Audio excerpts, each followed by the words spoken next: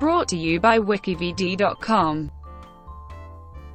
John Gilbert, actor. John Gilbert was an American actor, screenwriter and director.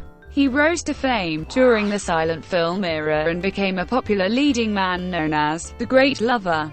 At the height of his career, Gilbert rivaled Rudolph Valentino, another silent film era leading man, as a box office draw. Gilbert's popularity began to wane when silent pictures gave weight to talkies, though Gilbert was often cited as one of the high-profile examples of an actor who was unsuccessful in making the transition to talkies. His decline as a star had far more to do with studio politics and money than with the sound of his screen voice, which was rich and distinctive. Early years. Born John Cecil Pringle in Logan, Utah to stock company active parents, John Pringle and Ida Apperly Gilbert, he struggled through a childhood of abuse and neglect. His family moved frequently and Gilbert attended several schools throughout the United States. After his family settled in California, he attended Hitchcock Military Academy in San Rafael, California. Gilbert first found work as an extra with the Thomas Ince Studios, and soon became a favorite of Morris Turner, who also hired him to write and direct several pictures. He quickly rose through the ranks, building his reputation as an actor in such films as Heart o' the Hills, with Mary Pickford. In 1921, Gilbert signed a 3-year contract with Fox Film Corporation, where he was cast as a romantic leading man. His films for Fox include Monte Cristo, an adaptation of The Count of Monte Cristo; St. Elmo, an adaptation of a popular book of the period; The Wolf Man, not a horror film, but the story of a man who believes he murdered his fiancée's brother while drunk, and many others. These films made him a star, though not at the level he would presently achieve. Success and stardom.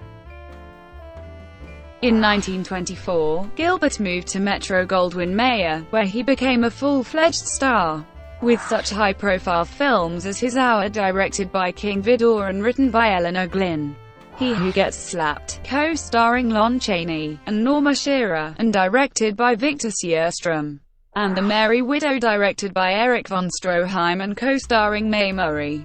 In 1925, Gilbert was once again directed by Vidor in the war epic The Big Parade, which became the second highest-grossing silent film. His performance in this film made him a major star. The following year, Vidor reunited Gilbert with two of his co-stars from that picture, René Adore and Carl Dane, for the film La Bohème, which also starred Lillian Gish. In 1926, Gilbert made Flesh and the Devil, his first film with Greta Garbo. They soon began a highly publicized relationship, much to the delight of their fans. Gilbert wanted to marry her, but Garbo continually balked. Legend has it that a wedding was finally planned, but Garbo failed to appear at the ceremony.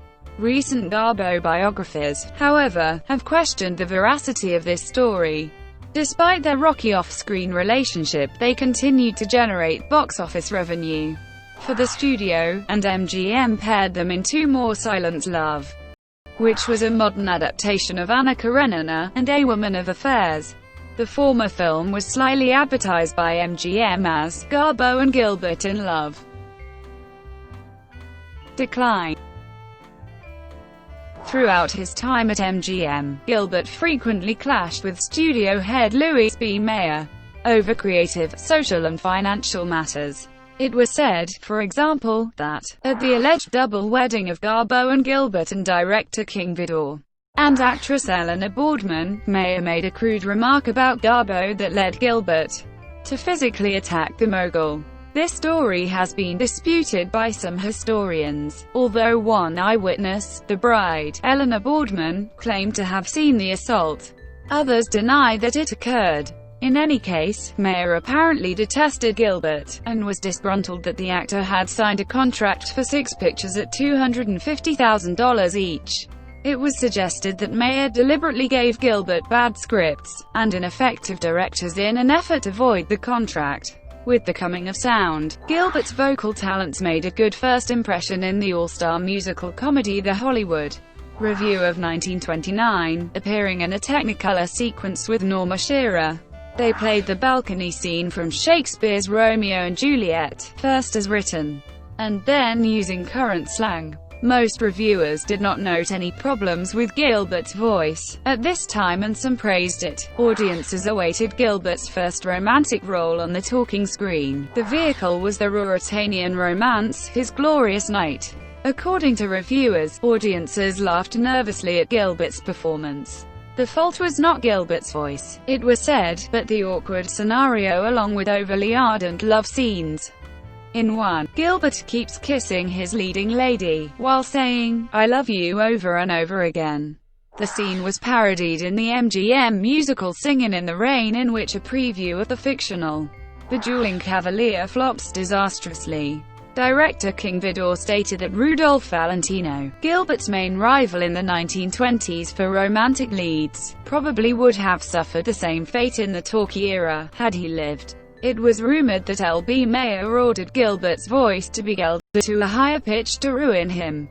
Gilbert became increasingly depressed by progressively inferior films, and idle stretches between productions, but he resolved to thwart Louis B. Mayer and see the six-picture contract through. Gilbert's fortunes were temporarily restored when MGM's production chief Irving Thalberg gave him two projects that were character studies, giving Gilbert an excellent showcase for his versatility. The Phantom of Paris, originally intended for Lon Chaney, cast Gilbert as a debonair magician and showman who is falsely accused of murder and uses his mastery of disguise to unmask the real killer. Downstairs was based on Gilbert's original story, with the actor playing against type as a scheming, blackmailing chauffeur. The films were well received by critics and fans, but failed to revive his career. Shortly after making Downstairs, he married co-star Virginia Bruce. The couple divorced in 1934. Gilbert fulfilled his contract with an unimportant B picture and left the studio in 1933. Greta Garbo insisted that Gilbert return to MGM to play her leading man in Queen Christina, directed by Ruben Mamoulian. Garbo was top billed, with Gilbert's name beneath the title. Again, the picture failed to revive his career. Columbia Pictures gave him what would be his final chance for a comeback in The Captain Hates the Sea, in which he gave a capable performance as a frustrated playwright. But the off-screen cast of heavy drinkers encouraged his alcoholism, and the film was his last. Thank you for watching, brought to you by WikiVidi.com. Please like and subscribe below.